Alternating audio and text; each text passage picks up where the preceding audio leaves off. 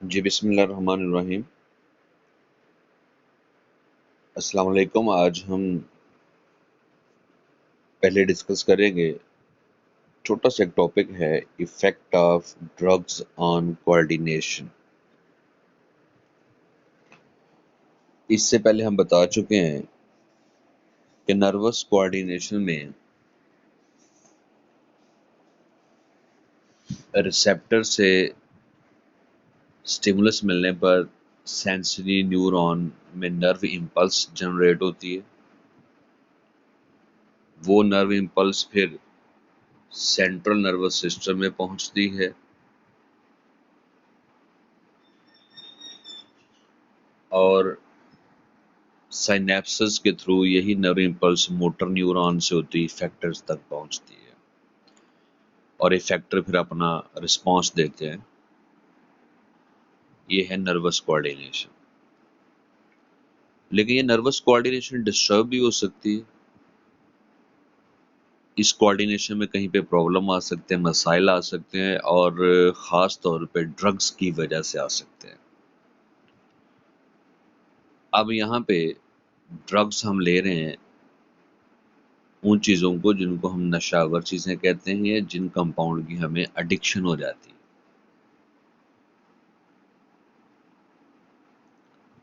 ख़ास तौर पे निकोटीन। अब ये निकोटीन कंपाउंड जो है ये नेचुरली टबैको में मौजूद होती है, तंबाकू में, जिससे फिर आगे सिगरेट वगैरह बनते हैं। ये निकोटीन की थोड़ी क्वांटिटी चाय में भी मौजूद होती है और ये निकोटीन आप हैरान होंगे कि नेचुरली इसकी क्वांटिटी ब्रिंजल में, बैंगन में भी मौजूद है। जब सब्जी खाते हैं बैंगन,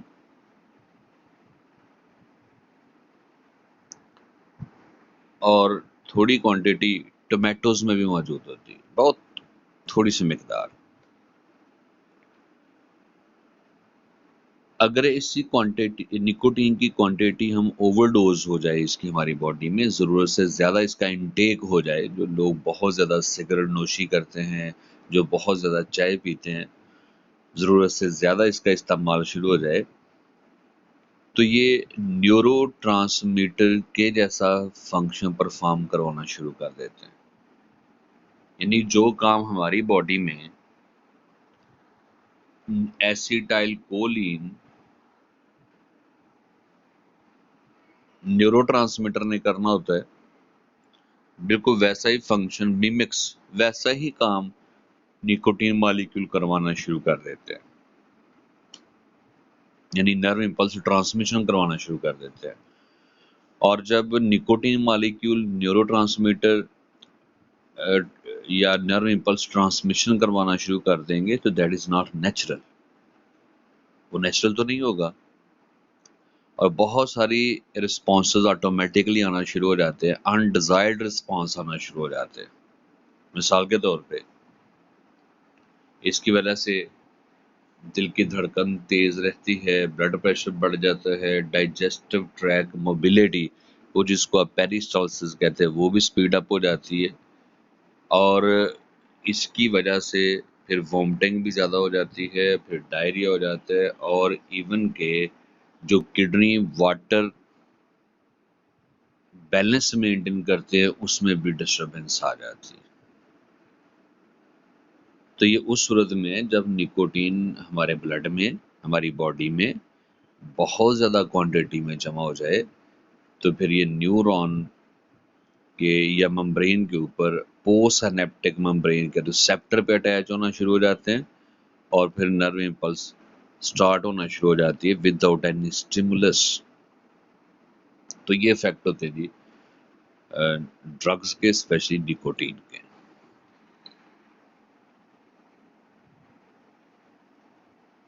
अब आ जाते हैं जी नर्वस डिसऑर्डर। एक्चुअली हमारे सिलेबस के मुताबिक नर्वस कोऑर्डिनेशन का ये लास्ट टॉपिक है जी। उसके बाद फिर वो केमिकल कोऑर्डिनेशन या हार्मोन कोऑर्डिनेशन स्टार्ट हो जाएगी। Nervous disorder simple nervous disorder क्या है? एनी एबनॉर्मेलिटी इन नर्वस सिस्टम। नर्वस सिस्टम के फंक्शन में कोई एबनॉर्मेलिटी आ जाए, उस एबनॉर्मेलिटी को, उस डिजीज को आप क्या कहेंगे? Nervous disorder. और इसमें नंबर 1 पे हमारे पास पार्किंसन डिजीज।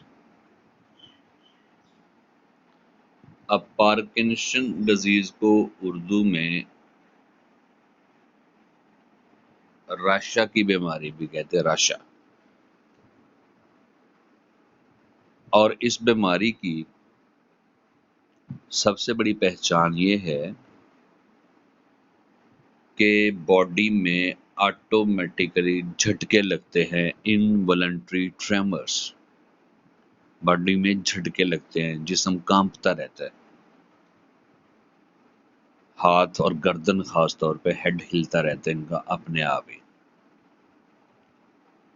और हो सकता है कि ये वाइब्रेशंस जो हैं, ट्रेमर्स जो हैं, ये थ्रू आउट बॉडी हों, लेकिन हाथों में, चाहे वो एक हाथ हो, दोनों में हो, और गर्दन हिलती रहती है, यानी हेड हिलता रहता ऑटोमेटिकली इनका।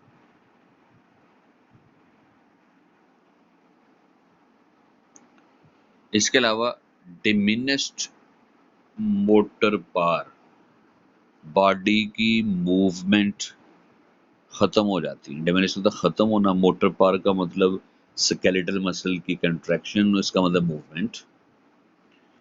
तो बॉडी की मूवमेंट जो है वो रिड्यूस हो जाती है और ओवरऑल रिजिडिटी आ जाती है, इनका जिस्म अकड़ा हुआ रहता है। और ख़ास तौर पे जो इनके जोड़ों पे फ्लेक्सिबिलिटी होती है ना, वो भी ऑलमोस्ट कम हो जाती है, ख़त्म होने के करीब हो जाती है, रिजिडिटी आ जाती है। उनकी बॉडी की वो फ्लेक्सिबिलिटी नहीं रहती, जितनी हम फ्रीली मूव कर लेते हैं ना अपने हाथों को, बाजुओं को, टांगों को, जितना फ्रीली हम स्पीड अप मूवमेंट कर सकते हैं, तो ऐसा काम ये नहीं कर सकते।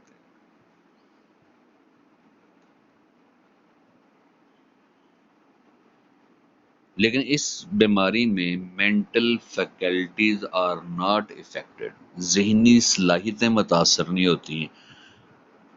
अक्ल शऊर, सोच समझ की सलाहियतें जो हैं, तो वो नहीं आपकी ख़त्म होगी। प्रॉब्लम सॉल्विंग एबिलिटी आपकी वो नहीं ख़त्म होगी।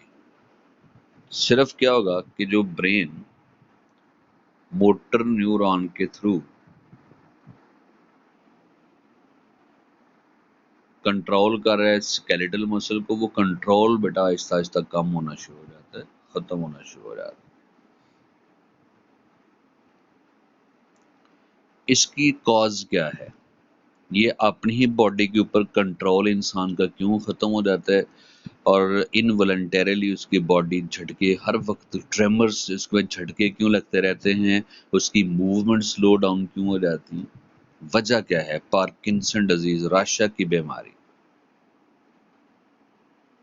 इसकी मुख्तलिफ कॉजेज हैं। एक कॉज तो हो सकती है कि ब्रेन के अंदर वो न्यूरॉन डेड हो जाते हैं जहां से डोपामाइन न्यूरोट्रांसमीटर प्रोड्यूस होना है, वो न्यूरॉन डेड हो जाते हैं, उनके एक्सॉन या डेंड्राइट जो हैं वो डैमेज हो जाते हैं।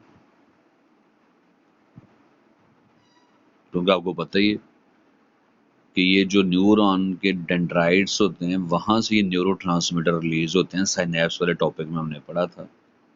तो ब्रेन के अंदर वो न्यूरॉन डेड हो जाते हैं जहां से कौन सा न्यूरोट्रांसमीटर रिलीज होना होता है? डोपामाइन। उस वजह से नर्वस सिस्टम की स्केलेटल मसल के साथ जो कोऑर्डिनेशन है वो स्लो डाउन होना शुरू हो जाती है।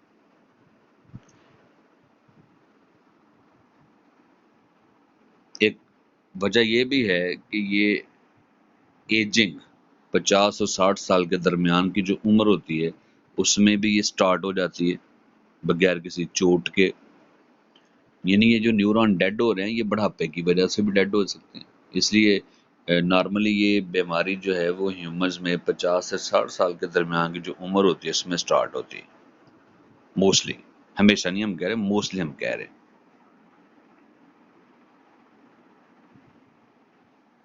फिर ये बीमारी आहिस्ता आहिस्ता शिद्दत अख्तियार करती है, स्लो प्रोग्रेसिव। शुरू में ये हो सकता है कि ऐसे ही आपको कभी कभी लगे कि मसल में कोई झटका लगा है, ट्विचेस टाइप। फिर अगली स्टेज पे जाके हो सकता है कि आपको लगे कि आप किसी चीज़ को ग्रिप करना चाहते हैं तो उसको पूरी मजबूती के साथ आप ग्रिप नहीं कर पाते। और इसका जो सबसे बुनियादी टेस्ट है ना चेक करने के लिए, डायग्नोज को पता क्या है कि पेशेंट को कहा जाता है जी कि आप अपने ना अंगूठे और उंगली के साथ एक पेंसिल को पकड़ें और पूरी फोर्स के साथ पेंसिल को दबाएं।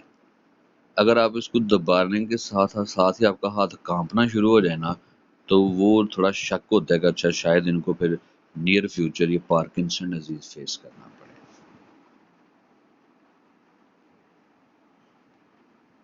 या फिर ये भी हो सकता है कि कोई एक्सीडेंट हुआ, हेड ट्रॉमा, हेड पे कोई चोट इस जगह पे लगी कि ब्रेन के वो पार्ट, न्यूरॉन डैमेज हो गए जहाँ से डोपामाइन प्रोड्यूस होना होता है। तो फिर ज़ाहिर है ये तो किसी एज में भी हो सकता है हेड ट्रॉमा। तो बहुत छोटी एज में भी अगर किसी इंसान को ये पार्किंसन डिजीज सामने आ रही है तो उसका बड़ी कॉज उसकी क्या समझी जाएगी कि इसके हेड पे कोई चोट इस अंदाज में आई है कि इसके डोपामाइन प्रोड्यूसिंग न्यूरॉन डैमेज हो गए।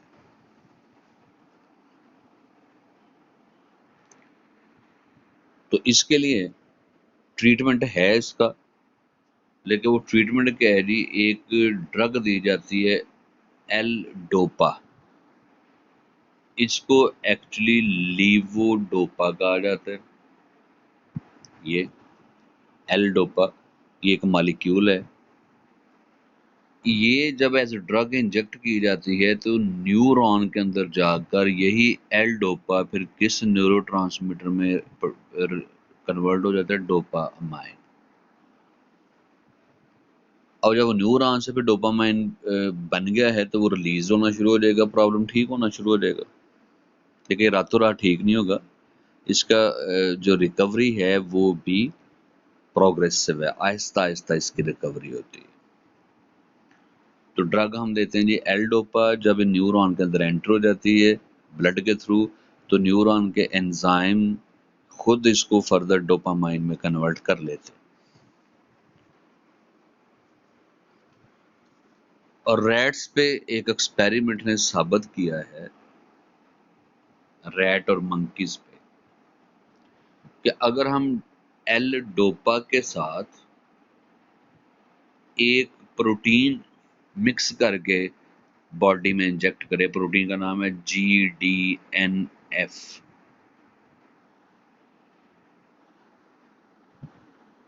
और इसका पूरा नाम आप देख सकते हैं जी, glial cell line derived neurotrophic factor. कि न्यूरॉन के इर्द गिर्द जो सपोर्टिव सेल होते हैं ना, न्यूरोग्लाइल सेल मैंने आपको बताया हुआ है, उन सेल में से एक प्रोटीन रिलीज होती है, GDNF कहते हैं। न्यूरॉन के सपोर्टिव सेल, जो न्यूरॉन के इर्द गिर्द सेल्स होते हैं, न्यूरोग्लाइल सेल, उनमें से ये जनरेट होता है, रिलीज होती है प्रोटीन GDNF। तो अगर इस ड्रग को एल डोपा ड्रग ले लें और साथ ग्लाइल सेल में से निकाली हुई प्रोटीन GDNF ले लें, दोनों का मिक्सचर बना के अगर ह्यूमन बॉडी में इंजेक्ट किया जाए, सॉरी रैट और मंकी की बॉडी में, तो देखा है कि उनमें डोपामाइन ज्यादा प्रोड्यूस होता है। उसकी वजह दो हैं, वो सुन लें। उसकी वजह कि ये जो GDNF प्रोटीन है, ये एक तो जो न्यूरॉन का एक्सॉन डैमेज हुआ होता है ना, उसको रीजनरेट ज्यादा करवा देता है, रीजनरेशन ऑफ न्यूरॉन। तो जो डोपामाइन प्रोड्यूसर एक्सॉन डैमेज हुए होते हैं वो भी ठीक होना शुरू हो जाते हैं। ये तो अब वो डोपामाइन होगा जो आप बाहर से इंजेक्ट कर रहे हैं, एल डोपा, वो डोपामाइन में कन्वर्ट हो गया। उसके अलावा जो न्यूरॉन के एक्सॉन डैमेज हो चुके थे वो एक्सॉन रीजनरेट हो गए, वो खुद भी क्या प्रोड्यूस करना शुरू कर देते हैं, डोपामाइन। दूसरा ये देखा गया कि GDNF की वजह से एल डोपा न्यूरॉन के अंदर ज्यादा दाखिल होता है, अपटेक ऑफ एल डोपा। फर्ज करें कि आपने एल डोपा ड्रग के 10,000 मालिक्यूल इंजेक्ट किए हैं ब्लड के अंदर, तो नॉर्मली हो सकता है उसमें से सिर्फ 5-6 हज़ार मालिक्यूल न्यूरॉन के अंदर एंटर हो। लेकिन जब आप एल डोपा के साथ ये प्रोटीन मिक्स करके भेजेंगे ना, GDNF, तो अब हो सकता है कि एल डोपा के जो है वो 20,000 में से 18,000 मालिक्यूल न्यूरॉन के अंदर दाखिल हो जाएं, या 10,000 अगर इंजेक्ट किया तो उसमें से 8,000 दाखिल हो जाएं। तो इस प्रोटीन की वजह से एल डोपा ड्रग के जो मालिक्यूल हैं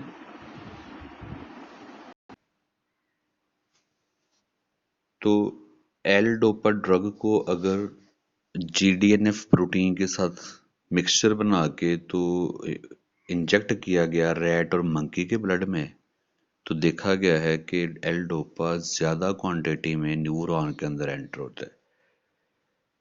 तो अब फिर ह्यूमंस के ऊपर भी देखा जाएगा कि क्या ये पॉसिबल है कि GDNF और इस ड्रग का कॉम्बिनेशन बना के तो ह्यूमंस को में इंजेक्ट किया जाए, फिर देखा जाएगा क्या उनमें भी इसी तरह के पॉजिटिव रिजल्ट्स आते हैं कि नहीं।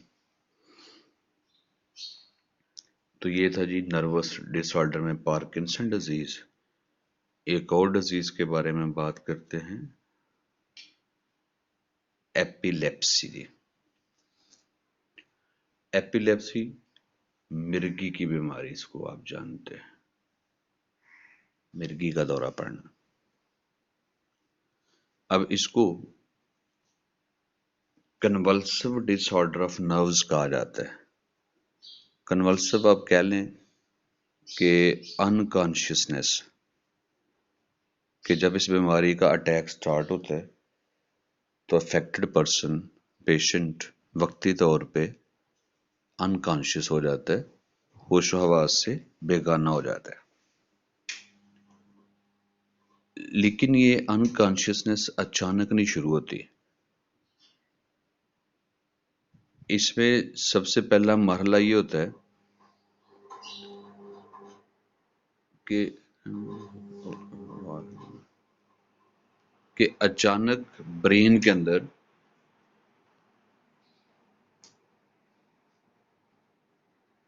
रैपिड इलेक्ट्रिक डिस्चार्ज होता है, खासतौर पे ब्रेन का वो पोर्शन जहाँ पे सिर्फ इंटर न्यूरॉन्स होते हैं, ग्रे मैटर। तो वहाँ पे अचानक ही नर्व इम्पल्सेस रैपिड हो जाती हैं ऑटोमेटिकली, कि नॉर्मली जितना वहाँ पे नर्व इम्पल्स का फ्लो होना चाहिए उससे कहीं ज़्यादा बढ़ जाता है।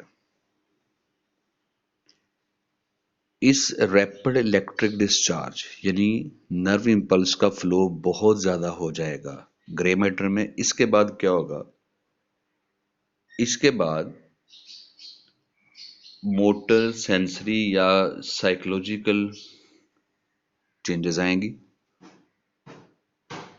और फिर उसके बाद कॉन्शियसनेस चेंज हो जाएगी। ज़ाहिर ग्रे मैटर में जब नर्व इम्पल्स बहुत ज़्यादा रैपिड हो जाएंगी तो वो ग्रे मैटर जिस जिस बॉडी फंक्शन को कंट्रोल कर रहा है वो भी ज़्यादा हो जाएगी। अगर हो सकता है कि वहाँ पे नर्व इम्पल्स की वजह, रैपिड होने की वजह से साइकोलॉजिकल जो आपके थॉट होते हैं उनमें चेंजेस आ जाएं, और अगर वहाँ से स्केलेटल मसल को कंट्रोल किया जा रहा है तो स्केलेटल मसल को ज़रूरत से ज़्यादा मैसेज जाएंगे, इम्पल्सेस ज़्यादा जाएंगी, तो वो इनवॉलंटरी कंट्रैक्ट करना शुरू कर देते हैं। यही वजह है कि जब मिर्गी का दौरा पड़ता है किसी शख्स को तो उसकी बॉडी में ऑटोमेटिकली बहुत झटके लगना शुरू हो जाते हैं, उसके मसल्स बहुत ज़्यादा शिद्दत के साथ ऑटोमेटिकली कंट्रैक्ट कर जाते हैं, यानी उनका जिस्म अकड़ जाता है, फिर वो बेहोश हो जाते हैं, अनकॉन्शियस हो जाते हैं।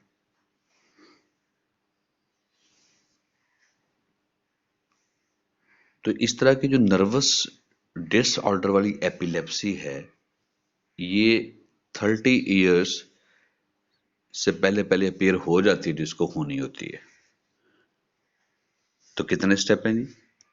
एपिलेप्सी का जो दौरा पड़ता है उसमें पहले क्या होता है, कोई स्टिमुलस होती है, कोई भी फैक्टर हो सकता है एनवायरनमेंट का, कोई उसकी तबीयत के खिलाफ कोई बात हो गई, उसकी मर्जी के खिलाफ कोई बात हो गई, तो इसका स्टिमुलेटर फैक्टर कोई भी हो सकता है।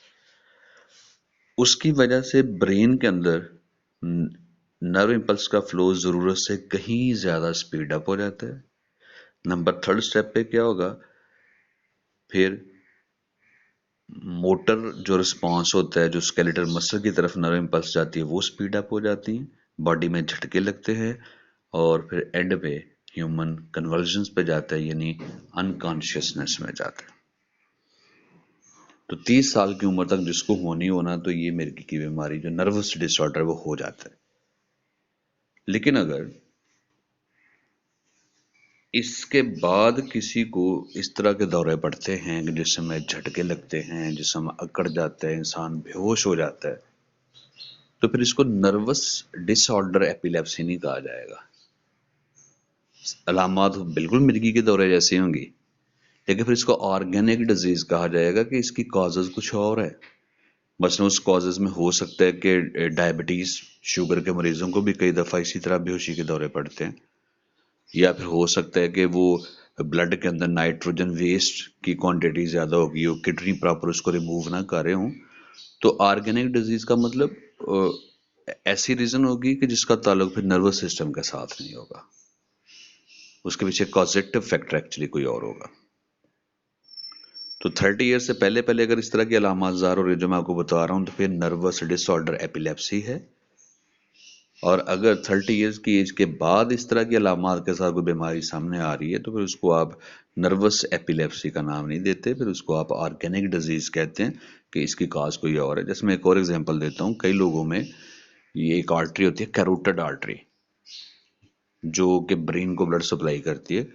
अगर इसमें ब्लड क्लॉट बन जाए तो इसकी वजह से ब्रेन को ब्लड सप्लाई वक्ती तौर पे मुअत्तल हो जाए, तो उसकी वजह से भी ऐसी ही अलामत ज़ाहिर होती हैं जैसे एपिलेप्सी के पेशेंट को ज़ाहिर होती हैं।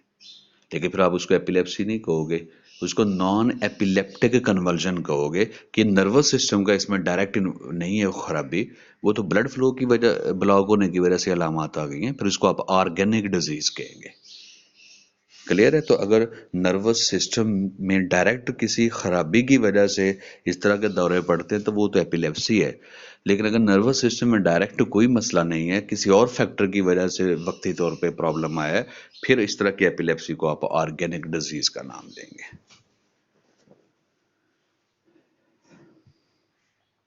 उसके बाद जी इवन के इमोशनल डिस्टरबेंस जो है, जैसे मैंने पहले बताया, उनकी मर्जी की तबीयत के खिलाफ कोई बात होगी तो स्टिमुलस मिलती है और ये दौरे का असर शुरू हो जाता है। इलाज इसका टेस्ट है जी, उसके लिए एक टेस्ट किया जाता है, उसको इलेक्ट्रोएन्सेफेलोग्राफी कहते हैं। अगर यहाँ पे कहीं पे मौजूद नहीं है तो इसको सिंपल ईईजी टेस्ट कहा जाता है। इलेक्ट्रोएन्सेफेलोग्राफी, जैसे ईसीजी होती है ना कि हार्ट के अंदर जो है वो इलेक्ट्रिकल पोटेंशियल जो पैदा होता है उसकी वेव्स को आप रिकॉर्ड कर लेते हैं, तो इसी तरह ब्रेन के अंदर भी रिकॉर्डिंग की जा सकती है। उसके लिए बहुत सारे इलेक्ट्रोड पेशेंट के हेड पे लगाए जाते हैं, तो वो ब्रेन के अंदर होने वाले इलेक्ट्रिकल पोटेंशियल, एक्शन पोटेंशियल की जो स्ट्रेंथ है, इंटेंसिटी है, वो एक मशीन के ऊपर रिकॉर्ड होती है। तो अगर वो ज़रूरत से ज़्यादा वो इंटेंसिटी शो हो रही है तो कहा जाता है जी इनको एपिलेप्सी का आगाज हो रहा है। तो सबसे पहले देखिए इस तरह के दौरे पड़ते हैं, जिस समय झटके लगते हैं, भाई इंसान बेहोश हो जाता है, जिस समय कट जाता है, तो सबसे पहले चाहिए कि ईईजी टेस्ट करवाया जाए, इलेक्ट्रोएन्सेफेलोग्राफी, के ब्रेन के अंदर इलेक्ट्रिकल पोटेंशियल की इंटेंसिटी को मेजर करवाया जाए। वहां से पता चल जाएगा कि ये एपिलेप्सी है या किसी ऑर्गेनिक डिजीज की वजह से, किसी और डिजीज की वजह से ऐसा हो रहा है। तो इसके ट्रीटमेंट के लिए ड्रग भी अवेलेबल है जी, एंटी कन्वल्सेंट ड्रग्स हैं कि ये जो सारा दौरा पड़ने का अमल आपको बताया है इसको थोड़ा कम कर देते हैं, इसकी फ्रीक्वेंसी को कम कर देते हैं। तो मुकम्मल तौर पे ट्रीटमेंट थोड़ा मुश्किल होता है, लॉन्ग टर्म होता है, आहिस्ता आहिस्ता इसका इलाज होता है। लेकिन ये ज़रूर हो सकता है कि अगर दिन में हर घंटे के बाद दौरा पड़ता है तो इस तरह की मेडिसिन यूज़ करने के बाद एपिलेप्सी का जो ये अटैक होता है वो दिन में हो सकता है एक दफ़ा रह जाए, या उसके दरमियान जो गैप इंटरवल है, हर घंटे के बाद ये दौरा पड़ता तो हो सकता है कि मेडिसिन यूज़ करने से या 8 घंटों के बाद कोई एक दौरा पड़े। तो इस तरह के मामला मेडिसिन से दुरुस्त हो सकते हैं। लेकिन ऐसे लोग अगर साथ अल्कोहल का इस्तेमाल करते हैं, शराब नोशी करते हैं, तो उनमें सिचुएशन एग्रेवेट, सूरत ज़्यादा संगीन भी हो सकती है। एपिलेप्सी का जो अटैक होता है वो उनके लिए ज़्यादा डैमेजिंग साबित हो सकता है। लास्ट डिजीज है जी अल्जाइमर डिजीज। पार्किंसन डिजीज हो या अल्जाइमर हो, ये उन बायोलॉजिस्ट के नाम पे है जिन्होंने इनको डिस्कवर किया होता है। अल्जाइमर डिजीज जो है, इसको अलाइस अल्जाइमर ने 1907 में पहली दफ़ा डिस्क्राइब किया था कि बीमारी क्या है। इस बीमारी में बेसिकली जो ब्रेन के फंक्शन होते हैं ना, वो डिक्लाइन हो जाते हैं, ज़वाल पजीर हो जाते हैं। स्पेशली इसमें मेमोरी लॉस, याददाश्त की कमी एक बड़ी अलामत है इस बीमारी की। देखिए, एक तो याददाश्त की कमी ये है ना कि आप काम के बोझ की वजह से चीज़ें रख के भूल जाते हैं, लेकिन इसमें स्टेप बाय स्टेप क्या होता है, अल्जाइमर डिजीज में सबसे बुनियादी अलामत ये होती है कि इंसान चीज़ें रख के भूल जाता है कि कहाँ रखा था। फिर उसके बाद लोगों के नाम भूल जाते हैं। आपको चलते फिरते कोई बाहर कोई अजीज़ों में से, दोस्तों में से मिलता है, तो आप फिर वो आपके साथ बड़ी गर्मजोशी से बातचीत कर रहे होते हैं, तो लेकिन आप भी अगर रिस्पॉन्स कर रहे होते हैं, लेकिन ज़हन में आप ये सोच रहे होते हैं कौन है, इसका नाम नहीं आपको याद आ रहा होता।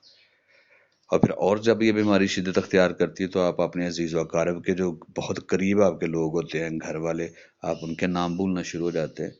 और जब ये बीमारी और ज़्यादा शिद्दत अख्तियार करती है, बहुत संगीन सूरत हाल पे जाती है, तो इंसान फिर अपनी बुनियादी ज़रूरतों को भी भूल जाता है। उसको याद नहीं रहता कि मुंह भी धोना है, कपड़े भी बदलने हैं, कंघी भी करनी है, खाना भी खाना है, पानी भी पीना है। जो बेसिक एक्चुअली इंस्टिंक्ट मेमोरीज होती है ना, जो फितरी आपकी याददाश्त होती है कि जो बुनियादी ज़रूरियात पूरी करने के लिए, जो कि बाय डिफ़ॉल्ट नेचुरली आपके अंदर वो याददाश्त अल्लाह ने रखी, वो भी ख़त्म हो जाती है।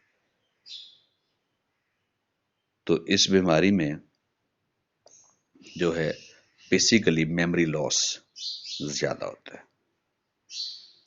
और देखा गया है कि बीमारी के पीछे वजह क्या हो सकती है, जेनेटिक प्रीडिस्पोजिशन यानी हेरिडिटरी भी हो सकती है कि अगर पेरेंट में से, फैमिली में से किसी को है तो हमें भी किसी स्टेज पे जाके बीमारी फेस करना पड़ सकती है।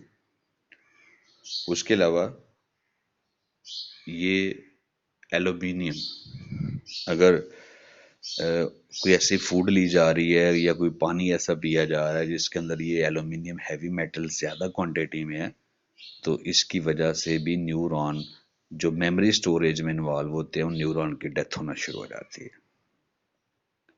और फिर विद एज, बढ़ापा भी इसके पीछे एक बड़ी वजह है। ये डिफरेंट 3 रीजंस हो गई। इसके पीछे जेनेटिक एलिमेंट हो सकता है, उसके अलावा ये इसके पीछे बढ़ापा कार फरमा हो सकता है, फिर पोल्यूशन की वजह से स्पेशली एल्यूमिनियम का कंटेंट अगर ब्रेन में ज़्यादा होना शुरू हो जाए तो ये मेमोरी स्टोरिंग न्यूरॉन की डेथ होना शुरू हो जाती है। तो that was all about nervous disorder. तो कोई भी क्वेश्चन है तो आप पूछ सकते हैं।